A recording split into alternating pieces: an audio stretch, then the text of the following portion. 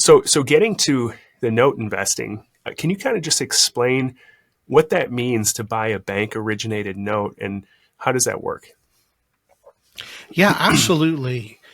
So let me put it this way. A lot of people like to invest in real estate, and there's all these different types of assets, right? You have single family houses, commercial property, multifamily, maybe you have a vacation property and you're doing some short term rentals, right? And mostly all of those properties are purchased with some kind of financing, some kind of leverage to make the cash flow work well and to get into a property with a low down payment instead of paying all cash for it. But what if instead we were to talk about investing in the paper and investing in those notes and mortgages associated with all those different properties? Now, Kirby, this is a really interesting part of the real estate business. And from speaking with hundreds and hundreds and hundreds of investors over the years, real estate investors, they don't pay any attention to it. Most people, when they think of a note and a mortgage, they think of being the borrower and not from the perspective of, as being the lender. And when you get involved in note investing, what this does is it allows you to step across the aisle and become the bank. Mm-hmm. And now you transition from being the one making the monthly payments to being the one receiving those monthly payments. And so doing this, it's a great way to increase the predictability of your cash flow. It's consistent, it's predictable, and the best part of it is that as an investor, you're in a secured position because you have the real estate backing your investment. The same protection that banks get when they lend money on a property. But the banks have already originated the loan, they've underwritten the borrower, they've done all that. And so if you're buying a loan on the secondary market, you're able to step right into the shoes of the bank. You are having a contract assigned to you, which many real estate investors, you'll recognize that terminology. What that means is you are stepping into the shoes of the person before you that entered into that contract, and it's assigned to you. And so now you have all the rights and remedies that are outlined in those legal documents. And so this is what note investing is all about. That's great. That's a good explanation. And so just to give a tangible example, say somebody's buying a rental property for $150 and they got a 30-year fixed loan for $100,000 from a bank. So then you would basically approach that bank and you would purchase that loan for whatever the balance is of that loan. Is that how it would work? Not necessarily. Let's back up a little bit, because I want to give an example that's going to be relevant to 99.5% of you listeners out there. Great. I'm sure that just about everyone has had this experience. Think about this. You've purchased, let's say either you purchased a property or refinanced a property. You go to closing, you sign all the loan documents and all of that. And then you walk out of closing and you're either going to have a whole set of keys from a property you just bought or a check from the title company as part of the refinance. And you start making those monthly payments.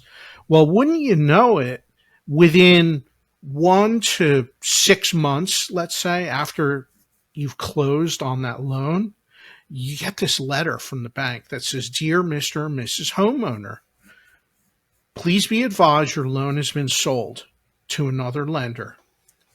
And starting next month, please make your payments to the new lender. Here's their address. Here's their contact info. And by the way, don't worry, none of the terms of your loan will change. Same interest rate, same payment, all of that is the same.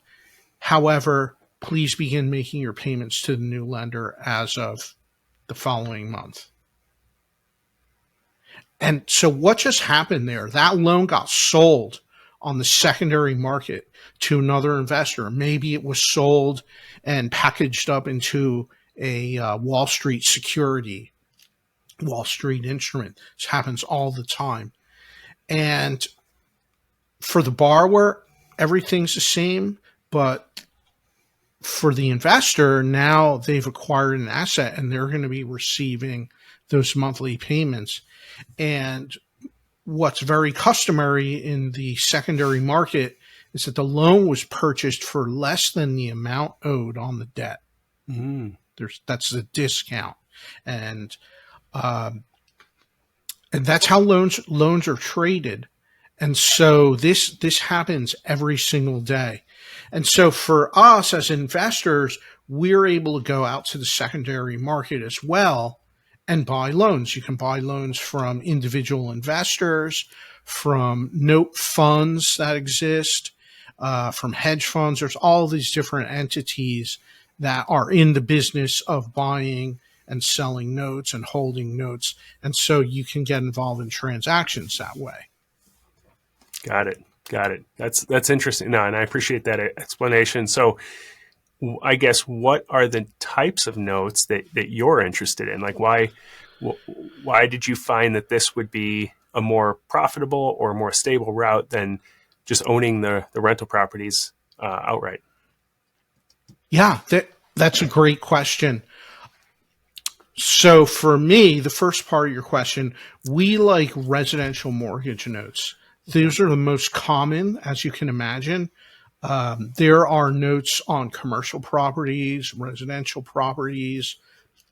There's even notes on, there's auto debt. There is marine debt notes that are on yachts or airplanes. All kinds of construction equipment is another one that's popular. So there's all these different types of notes that you can buy. They may be secured by an asset or not, but we focus on residential mortgage notes because they're the most common. They're the most common notes. They're the most available to buy just because of the sheer numbers, because these are houses all across America on homes just like the ones that you and I live in. And so they're all sizes from under $50,000 loan balance, or you can get into the jumbo loan realm where it's millions and more on houses, and so and everything in between. So those are the most common, and that's what we focus on in our business. Okay, nice. And so but I have colleagues that, they focus on commercial loans or business purpose loans. If there are loans for hard money lending, that loans made to real estate investors are doing fix and flip properties. There are even note funds that's all that they do. That's a specialty area. They deal in notes that are for investors. Those are your DSCR, the debt service coverage ratio loans, or they might be hard money loans where it's a short term, 6 months or 12 months loans. Yeah. So you can, whatever your appetite is, you can really pursue any of those types. Yeah. And that's awesome that's available out there. I guess I'm trying to wrap my head around how do you make your money on it? Like what's considered a good note? What's the advantage that you get from investing in notes? Like how do you, if you see $100,000 note, what do you buy it for? And how do you evaluate like what a good note to own is? Yeah, that's a great question. And this is Kirby, this is a pretty involved question, and you can get really deep. I cover a lot of this in my book on note investing. I have several chapters on evaluating notes and awesome, and how to do the analytics on it. But let me just sum this up quickly that notes are bought at a discount, and if we take an example of $100,000 note, that is at 6% interest rate. Well, that might be sold at a discount depending on any number of factors. That note might be sold for 95,000, or it might be sold for 90,000, or maybe 80,000.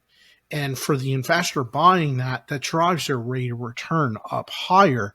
So while the borrower is paying their 6% interest rate, the investor, due to the fact that they bought it at a discount, they might be receiving a 7, 8, 9, or 10% rate of return on that loan because of the discount. And how does the discount vary? You may be asking.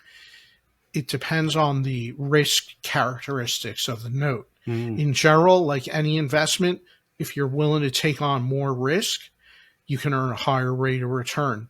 If you want low risk, super safe, then you're going to receive a lower rate of return. Got it. Okay.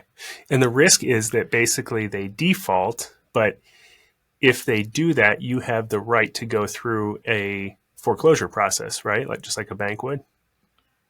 Yeah, those are terms that are all outlined in the loan documents, in the mortgage document itself. But as the lender, you are on title with the loan documents recorded in the county courthouse where the property is. So that property cannot be conveyed with clear title to another person without having addressed all of those liens. And so whether the property is pursued in foreclosure or not, there's still a valid lien there secured against that property. Got it. And that's the security. But in reality, that's not something that happens very often, because most of the time, some kind of an agreement is reached whenever there's a default situation between the lender and the borrower. The majority of cases, an agreement is reached, because as a lender, the last thing the lender wants is to take a property and become the owner of it. Although they can, it's not what they want. It's not part of their business model. Yeah. And so the best outcome for everyone is reaching an agreement and getting the loan back on track again.